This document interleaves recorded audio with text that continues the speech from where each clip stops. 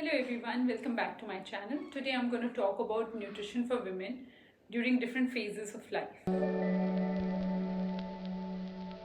The first phase is between 10 to 19 years.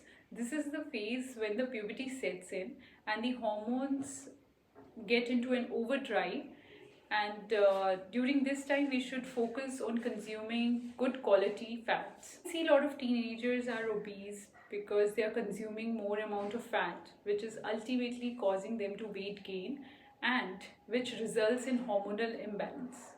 Now this hormonal imbalance causes insulin resistance, PCOD, PCOS and diabetes. A lot of teenagers come up to me with these issues, and so here we need to focus not only on, like, we can't just tell them not to consume fat or to consume less fat. So there we need to educate them about what is healthy fat and what quality and quantity they should consume in their diet. Next, let's move on to the next phase, which is between 20 to 30 years. And during this phase, you need to focus more on consuming calcium, because the calcium that you will eat now is going to build up in your body, and this calcium you are going to use later during your pregnancy, your lactation, your menopause time. For example, like we have a saving account if we are working, and we save some amount of a salary in that account, and when we get retired we use that money. So similarly, if you take good amount of calcium now, your body can use that reserve stores later on in life. So the next phase is where you are trying to have a baby, that is, it is the pregnancy and the lactation stage. Here you need to focus more on your protein intake. If you are a non-vegetarian, then the sources for protein can be egg, chicken, meat, fish. And if you're a vegetarian, then you can look for pulses, legumes, that is your dals, and soya and soya products, milk and milk products.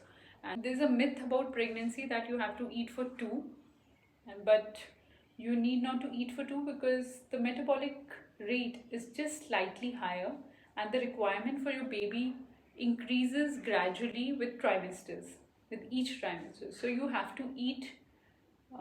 So if you are eating for two, you're going to put on a lot of weight, and cutting down and reducing that weight is going to be very difficult. So do not eat for two.